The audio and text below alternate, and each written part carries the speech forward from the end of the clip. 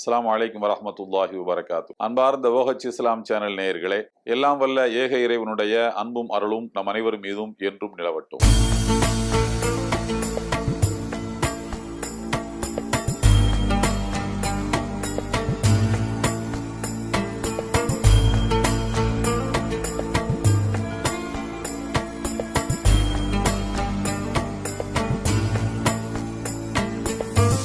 அல்லாஹு அக்பர்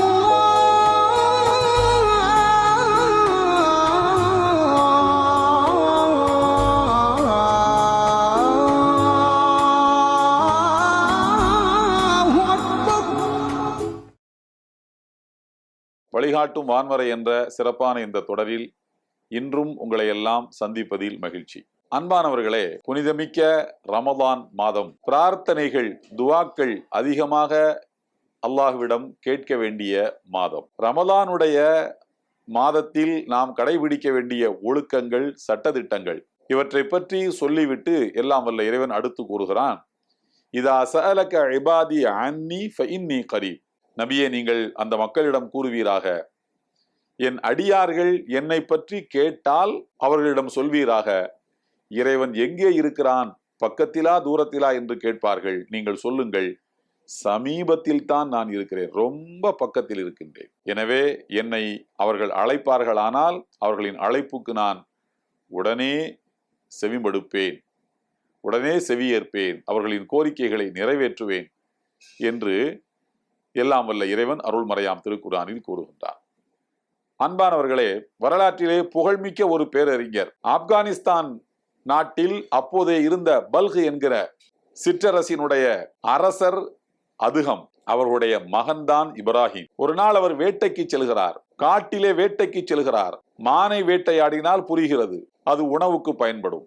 இன்னபிற உணவுக்கு தேவைப்படுகின்ற மிருகங்களை அவர் வேட்டையாடினால் நமக்கெல்லாம் புரிகிறது, அது உணவுக்கு தேவைப்படும் என்பதால் வேட்டையாடுகிறார். ஆனால் இவர் அரசரின் பிள்ளை ஆயிற்றே, உணவுக்கா வேட்டையாட போகிறார்? வேட்டையாடி சாப்பிடுகிற நிலையில் அவர் இருப்பார்? வளமான வாழ்க்கை, எழிலார்ந்த மாளிகையில் அரண்மனை வாசம், இப்படி வாழ்ந்து கொண்டிருக்கக்கூடிய இப்ராஹிம் அவர்களுக்கு வேட்டையாட வேண்டிய தேவையில்லை. ஆனால் அவர் வேட்டையாடினார். அன்றைக்கு அவர் வேட்டையாடியது ஒரு நரியை. உங்களுக்கு தெரியும், நரி மிகவும் தந்திரமான ஒரு மிருகம், போக்கு காட்டி தப்பிப்பதிலே பெரிய கெட்டிக்காரத்தனமான ஒரு மிருகம், எத்து வேலைகளில் மிகவும் புகழ்மிக்க ஒரு மிருகம். இன்று வரையும் வரலாற்றில் தந்திரத்துக்கு உதாரணமாக நரியைத்தான் சொல்லி காட்டுவார்கள். அவன் நரி தந்திரம் பிடித்தவன் என்று சொல்வார்கள், இல்லையா? இப்ராஹிம் அவர்கள் வேட்டையாட கிளம்புகிறார். ஒரு நரி போக்கு காட்டிக் கொண்டே இருக்கிறது. ஒரு கட்டத்தில் அவர் நரியை நெருங்கினார், வேட்டையாடினார். நரி செத்து கீழே விழுந்தது. அவர் அதை வீட்டுக்கு எடுத்து கொண்டு போய் சமையல் பண்ணி சாப்பிடுவதில்லை. என்ன, நரி என்னை ஏமாற்றுவதா? நான் யார்? பல்கு நாட்டு பேரரசினுடைய மகன், என்னை ஒரு நரி ஏமாற்றுவதா என்கிற ஒரு இருமாப்பு அவருக்கு இருந்தது. வேட்டையாடி முடித்துவிட்டு அவர் கம்பீரமாக ஒரு விதமான ஆழ்மன ஆணவத்தோடு அப்படி திரும்பும் போது ஒரு குரல் கேட்கிறது. அந்த குரல் என்ன சொல்கிறது என்றால், மாலி ஹாதா குலிக்த், இதற்காக நீ படைக்கப்படவில்லையே இப்ராஹிமே, வலா பிஹாதா உமிர்த், இப்படி செய்யும்படி உனக்கு கட்டளையிடப்படவில்லையே இப்ராஹிமே, என்ன வேலை செய்கிறாய் நீ? இதுவா ஒரு மனிதனுடைய லட்சியம்? நரியோடு மோதுவதா உன்னை போன்ற பெரிய மனிதனின் விளையாட்டு? இதுவா வாழ்க்கை? அல்லவே என்றவருக்கு அந்த குரல் அறிவுறுத்தியது. உடனே அவர் பதறி போய் தன்னுடைய குதிரையை நோக்கி ஓடோடி வருகிறார். குதிரையிலே ஏறவில்லை. எதிரிலே பார்த்தால் அவருடைய தந்தை அதுகம் அவர்களுடைய ஆட்டு பண்ணைகளை மேய்க்கக்கூடிய ஒரு இடையர் எதிர்படுகின்றார். அவருடைய கையில் தன்னுடைய குதிரையை ஒப்படைத்தார், தன்னுடைய கவசங்களை ஒப்படைத்தார், வேட்டை கருவிகளை ஒப்படைத்தார், தான் அணிந்திருந்த மதிப்புமிக்க ஆடைகளை ஒப்படைத்தார். அந்த ஆட்டு இடையன் அணிந்திருந்த, அவருடைய தரத்துக்கேற்ப அவர் அணிந்திருந்த அந்த முறமுறப்பான கடினமான ஆடைகளை வாங்கி தான் அணிந்து கொண்டார். கால் போன போக்கிலே நடையை தொடர்ந்தார். தன்னுடைய வாழ்க்கையின் பிற்பகுதியிலே அவர் துறவியாகவே ஆகிவிட்டார். அவரிடத்தில் பசராவின் வீதிகளில் அவர் நடமாடி கொண்டிருக்கின்ற போது அவரிடத்திலே பசராவின் மக்கள் எல்லாம் கேட்டார்களாம், அருள்மறையாம் திருக்குர்ஆனில் இறைவன் கூறுகின்றான், என்னை அழையுங்கள், நான் உங்களுக்கு பதிலளிக்கிறேன் என்று. ஆனால் நாங்கள் எவ்வளவோ பிரார்த்தனைகளை இறைவனிடத்திலே முன்வைக்கின்றோம். அதுவும் நாங்கள் இறைவனுக்கு நெருக்கமாக இருக்கக்கூடிய இந்த புனிதமிக்க ரமலான் மாதத்தில் எல்லாம் வல்ல இறைவன் அதை பற்றிய சட்டதிட்டங்களை சொல்லும் போது சொல்கிறான், நான் ரொம்ப பக்கத்துல இருக்கிறேன்னு சொல்கிறான். ஆனால் எங்கள் பிரார்த்தனைகளை அவன் இதுவரைக்கும் செவியேற்று நாங்கள் கேட்டதை எங்களுக்கு வழங்கிய வாய்ப்பு எங்களுக்கு கிடைக்கவில்லை. நாங்கள் இறைவனுடைய வசனம் எப்படி நாங்கள் இதை எடுத்துக்கொள்வது என்று ரொம்ப தயக்கத்தோடு அவர்கள் சொன்னார்கள். இப்ராஹிம் அதுகம் ரஹ்மத்துல்லாஹி அலைஹி அவர்கள் சொன்னார்கள், மக்களே, உண்மைதான், நீங்கள் கேட்கக்கூடிய பிரார்த்தனைகள் எப்போது அங்கீகரிக்கப்படும்? இறைவன் எப்போது அதை செவியேற்பான்? எதை உங்கள் கோரிக்கைகளை எப்போது அவன் நிறைவேற்றுவான் என்று கேட்டால், முதலாவது, நீங்கள் அல்லாஹ் என்றால் யார் என்று உங்களுக்கு தெரிகிறது. உங்களை படைத்தவன், பரிபாலிப்பவன், உங்களை காப்பவன், ரட்சிப்பவன், உங்களுக்கு பாதுகாப்பளிப்பவன் எல்லாம் தெரிகிறது. ஆனால் அந்த இறைவனுக்கு செய்ய வேண்டிய கடமைகளை நீங்கள் முறைப்படி செய்வதில்லை. கரஅத்துமுல் குர்ஆன் வலம் தஅமலு பிஹி, அருள்மறையாம் திருக்குர்ஆனை நீங்கள் ஓதுகிறீர்கள், ஆனால் அதை உங்களுடைய வாழ்வியலை நீங்கள் செயல்படுத்துவதில்லை. இந்த அழைத்தும் ஹுப்பன் நபியி ஸல்லல்லாஹு அலைஹி வஸல்லம், நபிகள் பெருமான் ஸல்லல்லாஹு அலைஹி வஸல்லம் அவர்களை நேசிப்பதாக நீங்கள் சொல்லுகிறீர்கள், ஆனால் தரக்தும் சுன்னத்தஹு, அவருடைய வழிமுறைகளை பின்பற்றுவதை நீங்கள் கைவிட்டு விட்டீர்கள்.